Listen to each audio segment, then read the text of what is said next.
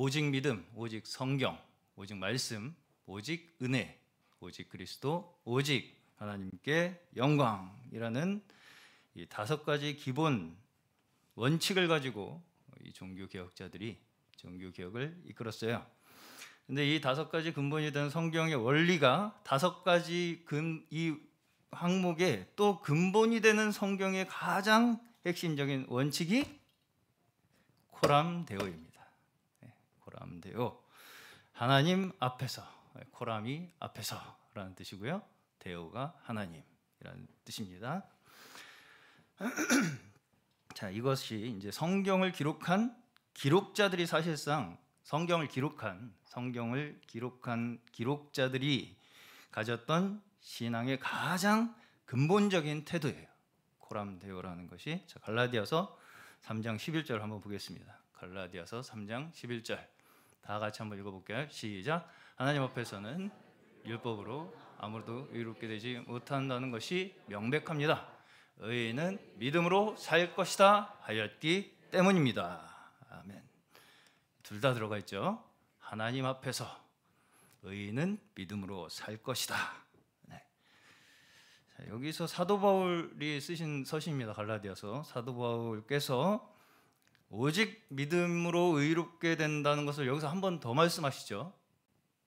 혹시 저번 주 본문 말씀 기억나시나요? 네. 네, 저번 주 로마서 1장 17절 종교개혁의 가장 핵심 구절이었습니다.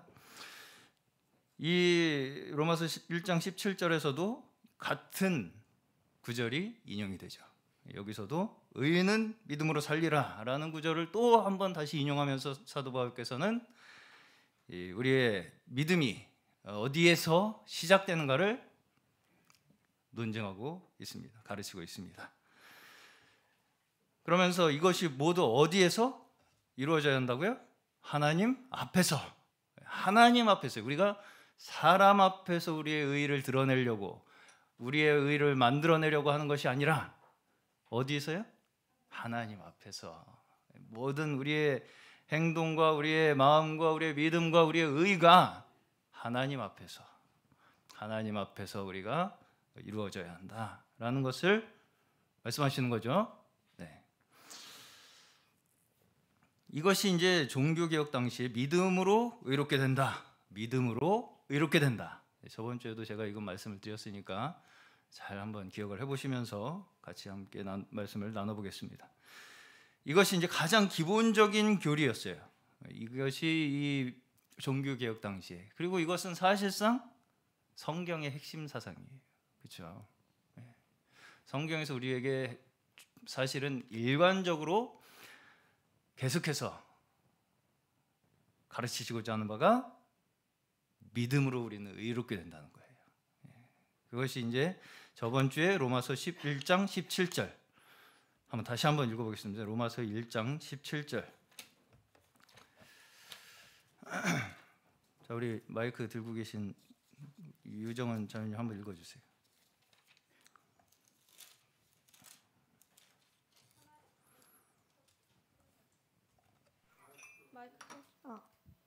하나님의 의가 복음 속에 나타납니다. 이 일은 오로지 믿음에 근거하여 일어납니다. 이것은 성경에 기록된 바 의인은 믿음으로 살 것이다 한 것과 같습니다. 아멘. 아멘. 자, 여기 보시면 복음에는 하나님의 의가 나타났는데 그 나타난 의가 우리에게 믿음에 근거하여 이 일은 오로지 믿음에 근거하여 일어난다 이렇게 말씀을 하고 있죠. 근데 이것이 곧 의인은 믿음으로 살 것이라고 성경에 기록된 것과 같다.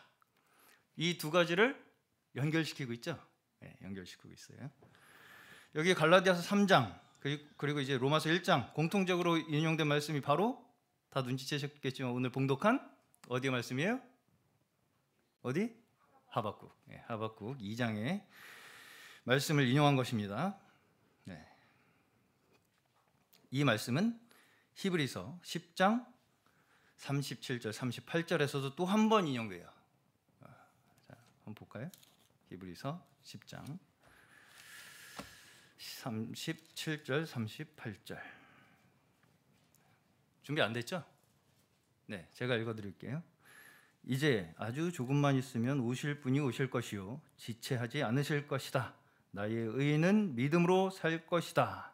그가 뒤로 물러서면 내 마음이 그를 기뻐하지 않을 것이다. 아멘. 자, 이 바울 히브리서가 이제 우리가 저자 미상이라고들 이야기를 하지만 주류 신학계에서는 사도 바울의 저작이라고 그렇게 이야기를 합니다. 이것만 봐도 사도 바울이 쓴 것이라고 우리가 좀 생각하기 할 만한 더 강력한 근거가 되는 것 같아요. 그렇죠? 사도 바울 또한 이 원칙을 매우 중요하게 강조하고 있음을 우리가 알 수 있다는 것이죠. 그렇죠? 이 하박국 그 말씀을 3번이나 인용을 했어요. 그렇죠? 하박국은 분량이 그렇게 길지 않음에도 불구하고 굉장히 우리가 익히 알고 있는 구절들이 많은 성경이에요. 그래서 언젠가 제가 시간이 허락된다면 함께 하박국을 좀 자세히 더 나눌 수 있는 시간이 있었으면 좋겠습니다. 하박국은 3장밖에 안 됩니다. 분량이 길지 않은 성경에도 불구하고 그 안에 담겨 있는 의미는 굉장히 또 우리 인생의 근본적인 문제들을 다루고 있습니다. 자, 그래서 오늘 간단하게 하박국 내용이 무엇인가를 잠시 나누고 또 말씀을 이어가겠습니다. 하박국 선지자가 활동하던 당시에 이스라엘은 이제 너무 상황이 안 좋아졌어요. 그래서 하나님의 심판을 앞두고 있었던 상황이에요. 하나님께서 심판을. 근데 이제 하박국 이 성경 자체가 어떻게 시작하느냐면 하박국 선지자가 이 이스라엘의 타락상을 두고 이스라엘이 너무 타락했습니다. 하나님. 예. 이걸 그대로 두고 계실 것입니까 하나님? 이라는 한탄으로 시작해요. 한탄. 이 이스라엘 백성들의 이 죄악상을 그대로 두고 보실 것입니까? 라는 한탄으로 시작하면서 하나님의 정의가 이스라엘에 시행되기를 간절히 촉구하는 이러한 이제 기도로 시작을 합니다. 근데 이제 하나님께서 그 하박국의 기도에 어떻게 응답을 하시냐? 그럴 줄 알고 내가 바벨론을 준비해놨다. 바벨론을 통해서 내가 이스라엘을 심판하겠다 라는 답변을 하시는 거예요. 그랬더니 하박국이 어떻게 그 하나님의 답변에 응답을 하시냐? 응답을 하느냐? 하박국이 그 답변을 듣고 어떻게 대답을 하느냐면, 아니 하나님, 아무리 그래도 그렇지, 아무리 우리가 잘못했어도 그렇지, 어떻게 이스라엘 같이 하나님께서 선택하신 그런 그래도 좋은 나라인데 언제는 나쁜 나라라면서요. 버려야 된다면서요. 이렇게 좋은 나라인데 그들을 심판하시는데 어떻게 더 악하고 더 폭력적이고 더 잔인한 그런 민족을 사용하실 수가 있습니까? 하나님이라고 항변합니다. 13절 보겠습니다. 하박국. 어찌하여 배신자들을 보고만 계십니까? 주님께서는 눈이 맑으심으로 악을 보시고 참지 못하시며 패역을 보고 그냥 계시지 못하는 분입니다. 그런데 어찌하여 배신자들을 보고만 계십니까? 악한 민족이 착한 백성을 삼켜도 조용히만 계십니까? 여기 이제 악한 민족이 누구예요? 바벨론이고 착한 백성은 이스라엘이겠죠. 완전히 나쁘다면서요.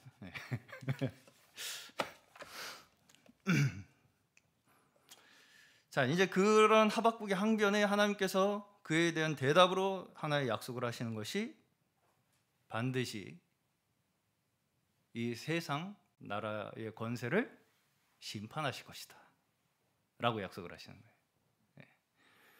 그리고 그들에게 있을 심판은 결국 무엇으로 인한 거라고 계속해서 말씀을 하시냐면, 하박국을 읽어보시면 결국은 그들 스스로 가지고 있는 그 불법과 악행들, 그들의 폭력성 그 자체를 가지고 서로 주고받음으로써 멸망을 자초한다라고 말씀하고 계세요. 어떤 면에서 스스로 가지고 있는 그 죄악상으로 가지고 이 죄악상이 불러오는 자연스러운 결과인 것처럼 말씀을 하시는 거예요. 하나님께서. 네. 그렇기 때문에 지금 바벨론을 사용해서 징계하시는 것이 하나님께서 그들의 악을 인정하신다는 거예요? 아니죠. 네. 하나님께서 그들의 악을 인정하기 때문에 바벨론으로 너희를 심판하겠다고 하시는 말씀이 아니라는 거예요. 이걸 잘 이해하셔야 됩니다. 그렇죠? 네. 근데 하박국은 꼭 그렇게 생각을 하고 있잖아요. 지금 어떻게 이런 사람들을 하나님께서 사용하셔서 이스라엘 같이 그래도 착한 사람들을 심판하려고 하십니까? 그러고서 이제 반드시 하나님께서 하나님의 백성들을 구원하시기 위해 친히 오실 것이다 라는 말씀을 하시는 거예요. 하나님의 백성들을 구원하시기 위해서. 자, 그러면서 이제 2장 2절 오늘 본문입니다. 이 묵시를 기록하라고 하시면서 판에 똑똑히 새겨서 어떻게 하면서까지 읽어야 돼요? 달려가면서도 읽을 수가 있어요. 달려가면서. 그렇다는 얘기는 그냥 힐끔 보고도 알아야 된다는 얘기예요. 그렇죠? 다 알 수 있어야 된다는 거예요. 이건 정확하게 명확하게. 그러면서 이제 2장 3절에서 이 말씀이 더딜지라도 기다리라. 지체되지 않고 반드시 응하리라. 라고 말씀을 하시는 거예요. 그러면서 이제 4절에서 이 모든 약속의 말씀을 믿는 자들이 바로 뭐라고요? 의인이라고. 이 모든 약속의 말씀을 믿는 자들이 의인이라고 하시는 그 말씀이 의인은 믿음으로 산다라고 하는 이 말씀에 하박국에서 이야기하는 전체적인 배경입니다. 이해가 가시나요? 이해가 가시죠? 네. 의인이 믿음으로 산다라고 하는 그 말씀이 나오게 된 배경이 이렇다고요. 네. 자, 다시 말하면 지금 우리에게 어떤 고난이 닥친다 하더라도 의인은 어떻다는 거예요? 그 모든 과정을 오직 하나님의 말씀으로 이겨낸다는 것이죠. 예. 우리가 살아가는 세상 속에서는 우리가 생각하는 대로, 그렇죠? 예. 하박국은 어떻게 그래도 어떻게 바벨론입니까? 라고 하는 그런 생각, 그렇죠? 우리가 하는 생각이죠. 그게 그렇게 우리가 생각하고 우리의 지혜로는 이해할 수 없는 일들이 벌어져요. 어떻게 우리 믿는 이들에게 이런 일이 벌어집니까? 하나님, 이라는 일들이 우리에게 벌어진다고요. 이 질문을 하박국이 하는 거죠. 네. 의인은 성공하고 악인은 벌받고 실패해야 되는데 분명히 우리가 보기에는 그렇잖아요. 의인은 잘 되고 돈도 잘 벌고 병도 안 걸리고 무사태평 아주 그냥 그래야 되잖아요. 네. 만수무강 다 있어야 되잖아요.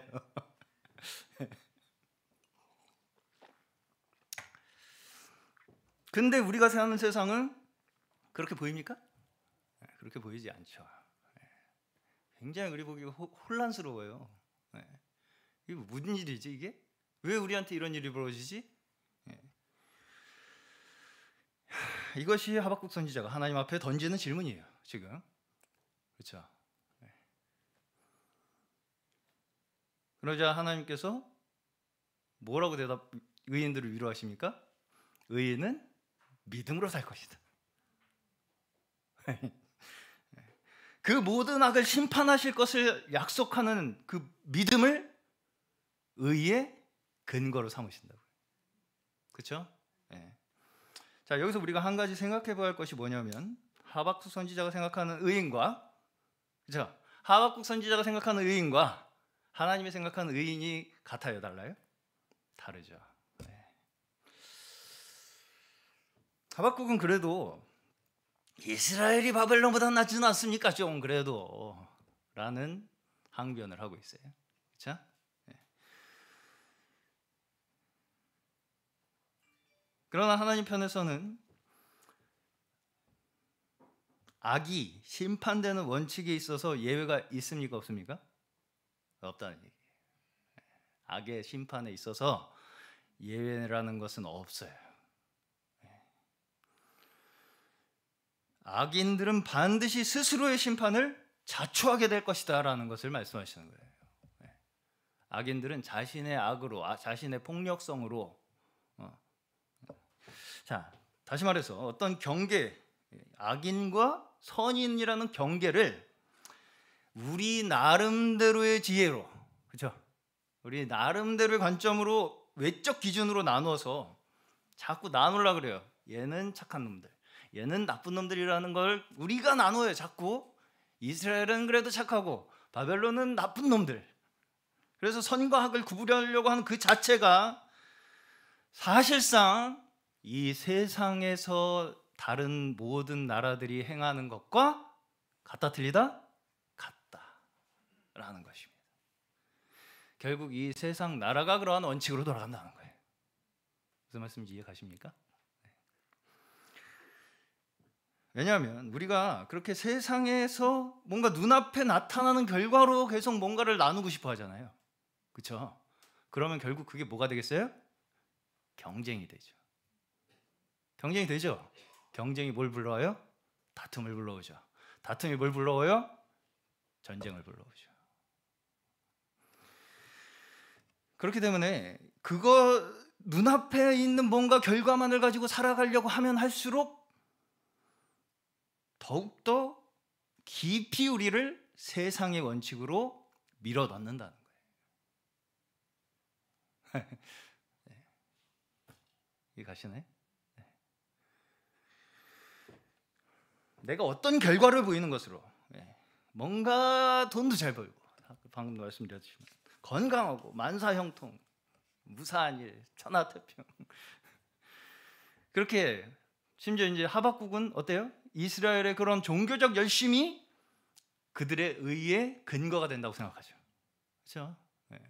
그래도 하나님 율법에 따라 살려고는 하지 않습니까? 뭐 이런 근거 아니겠습니까? 어떤 종교적 열심으로 자신의 의가 증명된다고 생각하기 때문에 결국은 뭐가 돼요? 경쟁이 되고. 지금 왜 하마스는 전쟁하고 있어요? 서로 자신이 더 의롭다는 거예요. 그렇기 때문에 다른 사람을 짓밟고 올라섬으로써 나의 정당성을 증명하려고 한다는 거예요. 자꾸. 그래서 내가 옳은 거야. 이거 봐. 내가 이겼지. 너 죽었지. 그러니까 내가 옳은 거야 라고 하는 것으로 자꾸 자신 스스로를 증명하려고 한다. 사람은. 그것이 신앙이 되었든 세상의 가치가 되었든 그러한 것들을 자신의 의의 근거로 삼는 사람은 결국은 구원이 어디 있다고 생각하는 거예요? 구원이 어디 있다고 생각하는 거예요? 나에게 있다고 생각하는 거죠.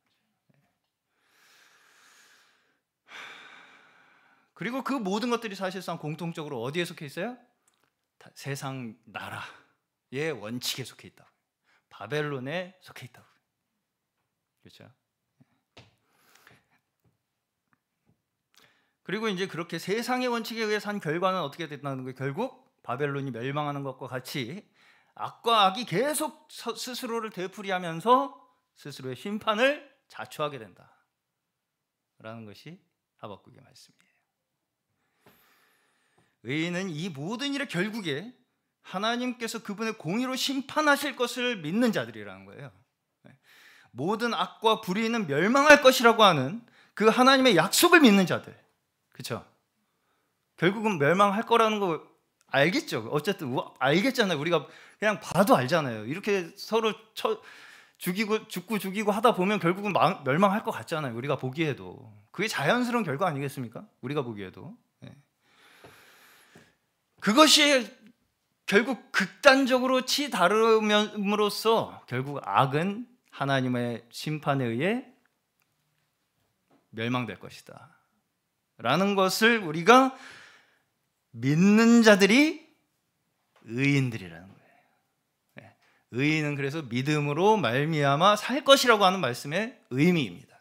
이것이 어떤 면에서 하나님께서는 이런 과정들을 통해서 어떻게 해요? 계속해서 의인들을 불러내셔서 구원의 역사를 이루어가고 계신 거죠. 그렇죠? 맞습니까? 네. 그래서 어떻게까지 가느냐? 2장 14절. 2장 14절 또 유명한 구절입니다. 2장 14절. 다 같이 한번 읽어보겠습니다. 시작. 바다에 물이 가득하듯이 주의 영광을 아는 지식이 땅 위에 가득할 것이다. 아멘. 자, 우리가 세상에서 벌어지는 일들이 뭔가 우리 눈에 불합리하게 보이고 뭐가 내가 행한 만큼의 보상이 없는 것 같이 느껴진다 할지라도, 그렇죠? 그 모든 일의 결국 하나님의 영광이 가득한 세상을 이루시겠다고 하시는 하나님의 그 섭리, 그렇죠? 맞습니까? 네.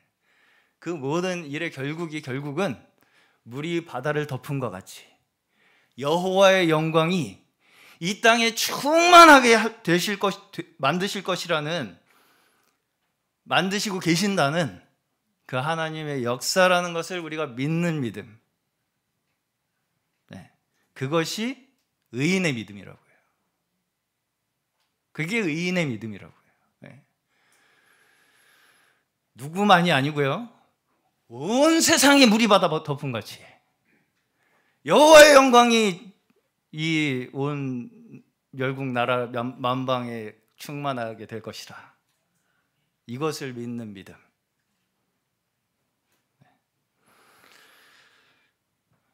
이 지점이 사실상 우리가 믿음에 살고 있느냐 그렇지 않느냐를 판별할 수 있는 증거라고 우리가 말할 수가 있을 것입니다. 그렇죠? 어떤 상황 속에서 오직 하나님 앞에 우리가 믿음으로 우리의 고백을, 찬양을 드리는 그 한 사람의 의인을 보기 원하시는 거예요. 그렇죠? 네. 자, 우리가 잘 아는 찬양 반주 좀 한번 찬양 한번 하고 지나가겠습니다. 또. 네. 굉장히 우리 주일학교에서부터 잘 불렀던 찬양. 다시 모른다 그랬나요? 네.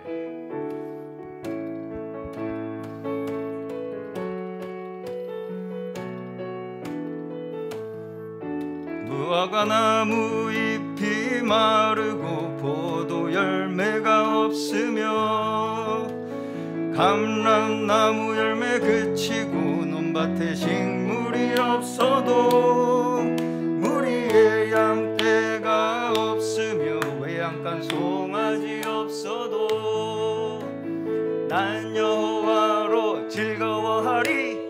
난 여호와로 즐거워하리. 난 구원의 하나님을 인해 기뻐. 다시 한번. 무화과 나무 잎이 마르고 무화과 나무 잎이 마르고 포도 열매가 없으며 나무 열매 그치고 논밭에 식물이 없어도 우리의 양떼가 없으며 외양간 송아지 없어도 난 여호와로 즐거워하리. 난 여호와로 즐거워하리. 난 구원의 하나님을 인해 기뻐. 난 여호와로 즐거워하리. 난 여호와로 즐거워하리. 난 여호와로 즐거워하리. 구원의 하나님을 인해 기뻐하리라. 아멘. 할렐루야. 네, 찬양은 굉장히 즐거운데 내용은 무시무시하죠. 네, 무시무시한 내용입니다. 네. 설명을 듣고서 다시 부르시니까 좀 그렇죠. 네, 간단한 내용이 아니에요. 그렇죠? 네. 정말 이렇게 구원의 하나님만을 인해서 우리가 기뻐하시기를 축원합니다. 네. 무화과 나뭇잎이 마르고 포도 열매가 없어도, 그렇죠? 감람나무 열매 그치고 논밭에 식물이 없어도, 우리의 양떼가 없고 외양간에 송아지가 없어도, 네. 내가 보기에 뭔가 좀 내가 한 만큼 뭔가 이렇게 결과가 안 나오는 것 같아도 오직 뭘로요? 구원의 하나님을 인해 여호와로 즐거워한다 하는 그 믿음, 그것이 의인의 믿음인 줄로 믿습니다.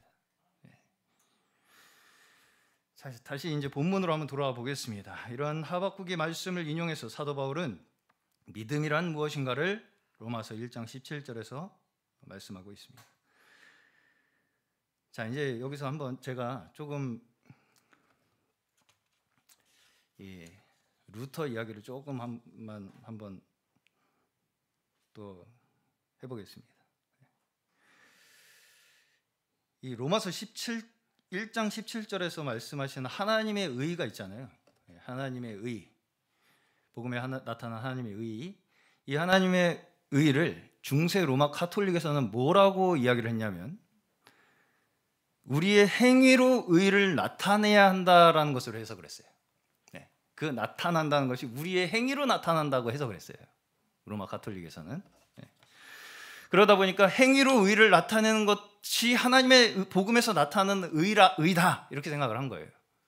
우리의 행위로 의를 나타내는 것이 하나님의 복음에서 나타나는 의다 이렇게 생각을 한 거라고요. 그래서 그러다 보니까 여러 가지 굉장히 엄격한 규율들이 교회에 있게 되었어요. 종교개혁 시기에 유명한 뭐가 있어요? 면죄부. 면죄부라는 것이 이제 뭐였냐면 그 면죄부를 사면 가족 중에 이 로마 카톨릭에는 지금도 있어요. 로마 카톨릭에 어떤 교리가 있냐면 연옥 교리가 있습니다. 연옥. 그래서 죽은 사람이 지옥에 가지는 않지만 천국에 가지도 아직 자격이 안 되는 사람은 연옥에 있는데 거기서 이제 약간 나머지 공부를 하는 거예요. 나머지 공부를. 근데 이제 여기 이제 살아 있는 사람이 그를 위해서 뭔가 이렇게 덕을 쌓으면 그 영혼이 연옥에 있는 기간이 감해진다 이렇게 생각을 했어요. 이제 그 교리가 있습니다. 좀 복잡해요. 그래서 이제 거기에 성인들이 거기 이제 결부가 돼요. 거기 성인들 있잖아요. 성 누구 뭐 이렇게 해가지고 그분들이 자신들이 사람이 개인적으로 쌓을 수 있는 덕에 더 이제 이상에 넘어서의 덕을 쌓으신 분들이 성인이고, 그래서 그 이상의 잉여의 덕이 천국에 쌓여 있고 그 천국에 있는 덕을 꺼내 쓸 수 있는 권한이 누구에게 있죠? 교황에게 있다라고 이제 생각을 하다 보니까 이렇게 돈을 내면 내가 그 덕 꺼내서 그 영혼한테 줄게 이렇게 이제 되는 거예요.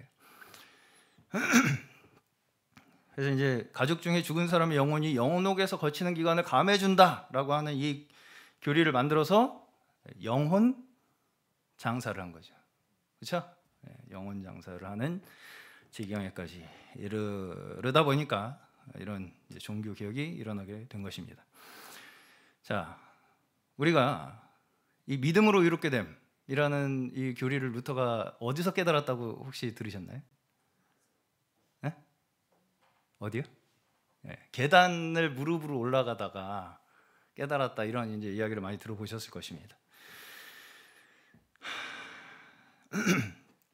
자, 당시에 루터는 극심한 우울증에 시달리고 있었다고 전해집니다.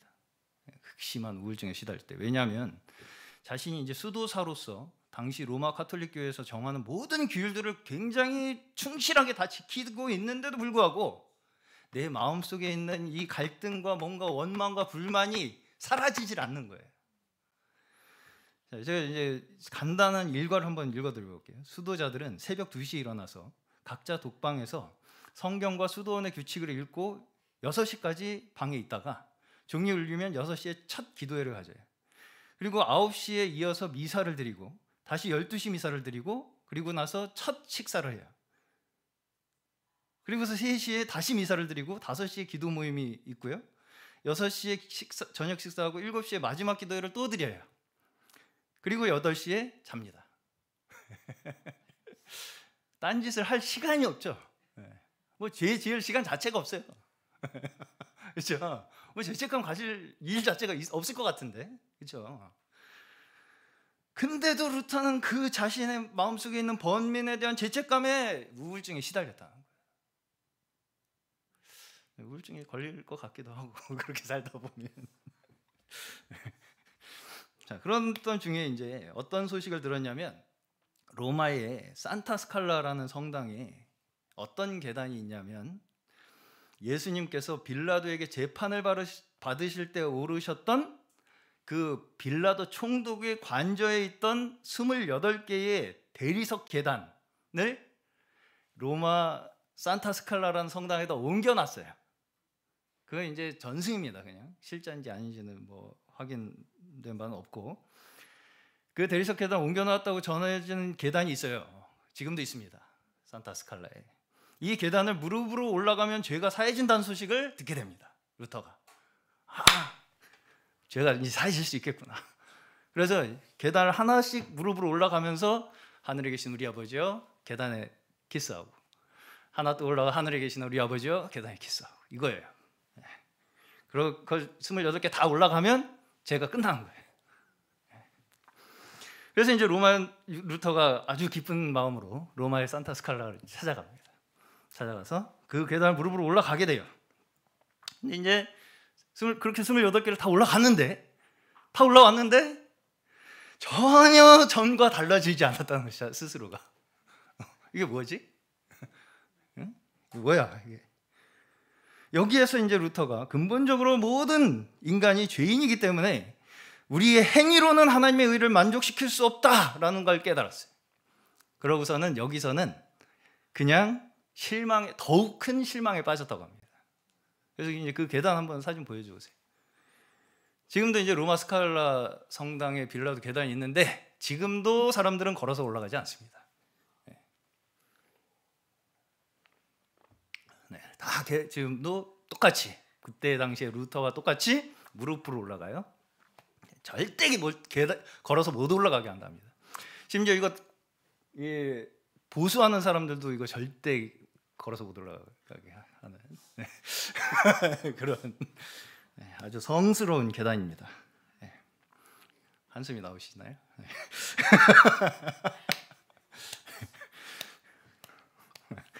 자, 그리고 나서 이제 몇 해가 지났어요. 이 사건이 있고 나서 몇 해가 지난 후에 이제 저번 주에 말씀드린 바와 같이 종교개혁이 일어나기 약 2년 전부터 루터가 로마서 강해를 시작해요. 강의.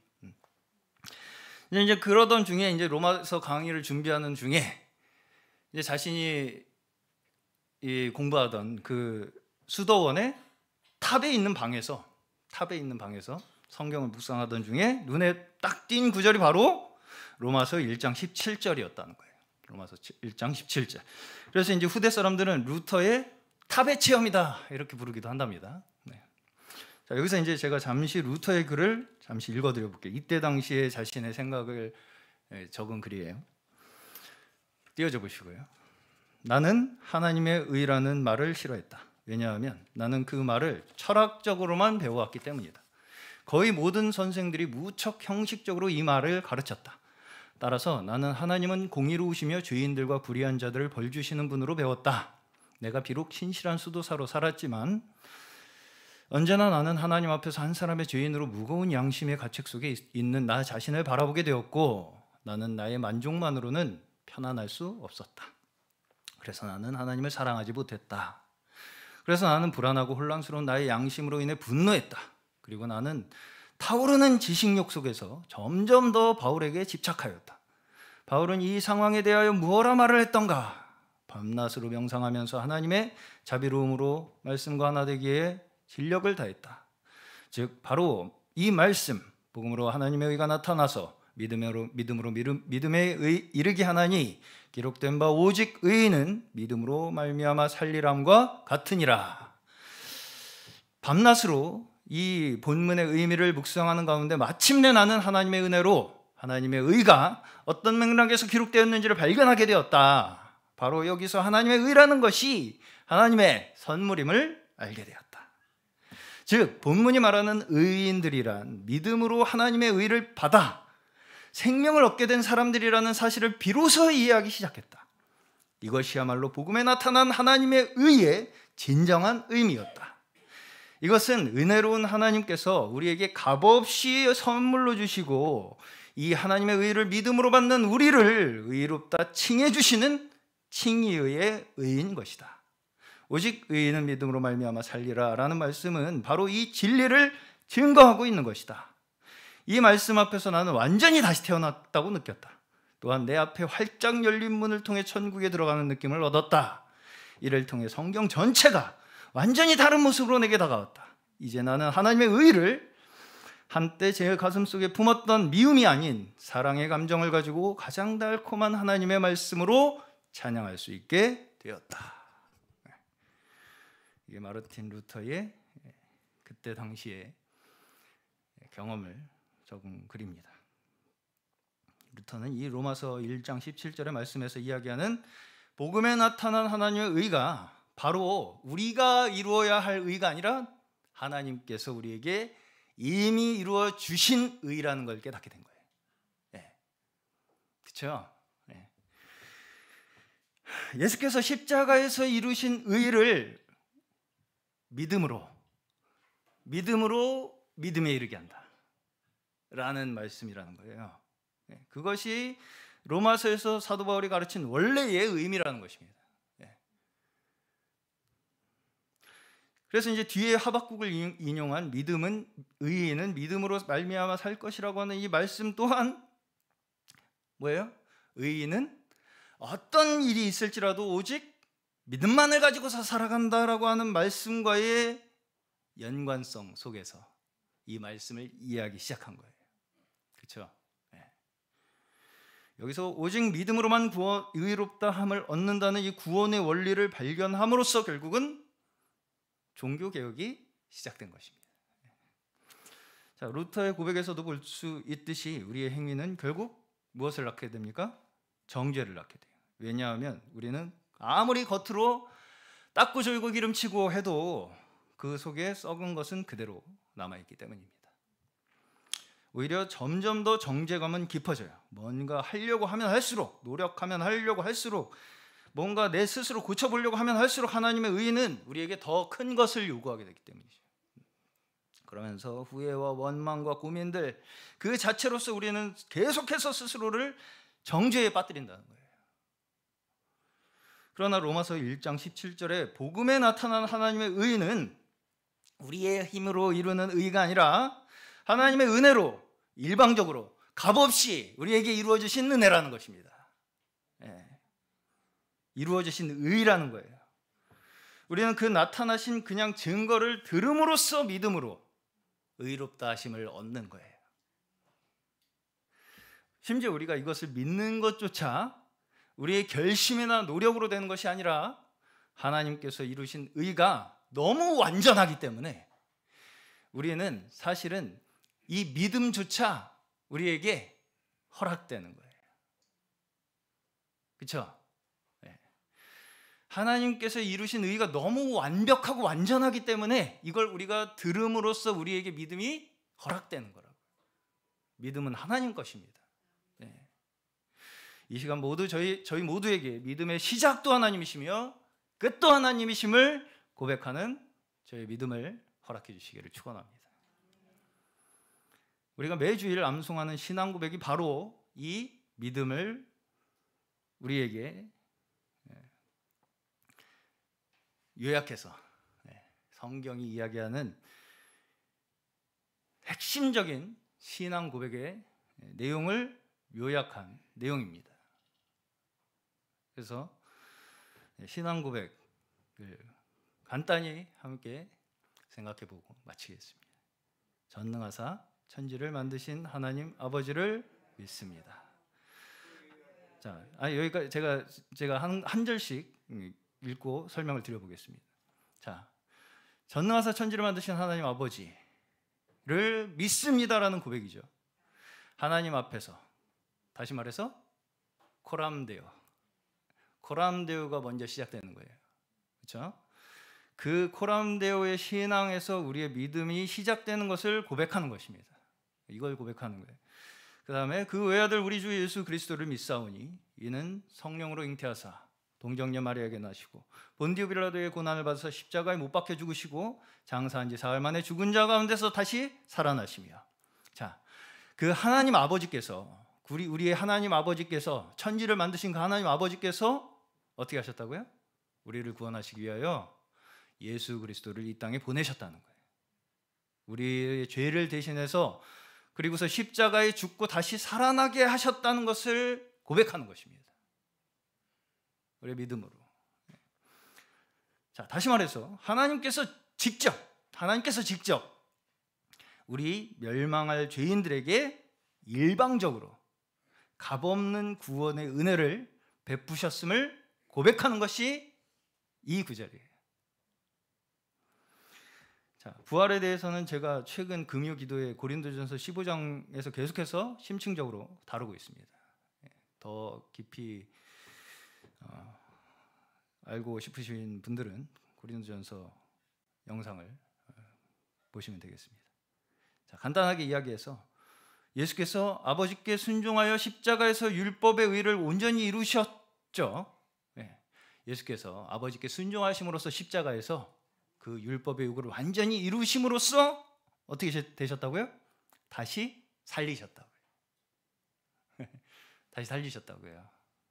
예수님을 하나님께서 다시 살리셨다고요. 율법의 요구를 온전히 이루심으로써. 그리고 그 부활의 사건을 보면서 우리는 어떻게 해야 돼요? 오직 그 십자가만을 믿고 의지하면서 나아갈 때 우리 또한 어디에 있게 됩니까? 예수 그리스도 안에. 우리가 그 십자가에 이루신 구원의 역사를 바라보고 믿으면 우리도 그 예수 그리스도 안에 있게 된다고요. 그러면 우리 또한 어떻게 된다고요? 주 안에 있는 우리도 의롭다함을 얻고 예수와 함께 다시 부활할 것을 믿는, 그것이 우리의 복음 신앙이에요. 부활 신앙입니다. 하늘에 오르사 전능하신 하나님 우편에 앉아 계시다가 거기로부터 산자와 죽은 자를 심판하러 오실 것을 믿습니다. 무슨 말씀이에요? 결코 요 모양 요 꼴로 우리를 내버려 두시지 않는다. 심판하러 오실 것이다. 하나님의 공의를 이루실 것이다. 그렇죠? 그때까지 좀만 참고 기다려라 라는 것이죠. 성령을 믿으며 거룩한 공예와 성도가 서로 교통하는 것과 죄를 사하여 주시는 것과. 자, 이 땅에서 우리가 사는 것조차 어때요? 우리는 이 땅의 원리에 속한 자들이 아니죠. 그럼 어디에 속한 자들이에요? 성령의 인도하심에, 성령의 가르치심에, 성령의 통치하심에 속한 자들이에요. 그렇기 때문에 그 성령의 역사하심으로 뭐가 세워졌어요? 교회. 아멘. 그리고 성도들은 성령에 의해 뭐가 됐어요? 하나가 됐어요. 성령 안에서 우리는 온 성도가, 지상에 있는 모든 성도가 교통 안에 있다. 하나 가운데 있다. 이걸 고백하는 거예요. 다 성령을 우리가 믿는 믿음을 고백하는 것입니다. 성령의 역사하심, 하나 되게 하심. 그리고 마지막으로 몸이 다시 사는 것과 영원히 사는 것을 믿습니다 라는 것이 우리의 신앙 고백의 핵심입니다. 지금 우리의 눈에 보이는 것이 다가 아니라는 거예요. 지금 일어나고 있는 모든 불의와 범죄들과 불공평들을 하나님께서 어떻게 하신다고요? 심판하신다. 그리고 하나님의 공의로 다스리시는 그 나라를 바라보는 자들이 바로 우리 믿는 이들인 줄로 믿습니다. 하나님 앞에서는 어떤 육체도 율법의 행위로 의롭다 하심을 얻을 수 없습니다.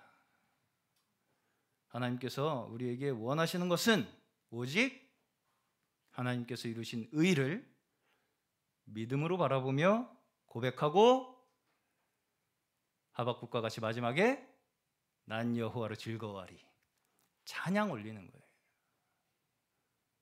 그렇죠? 그걸 원하시는 것입니다. 그런 의인을 찾으시는 거예요.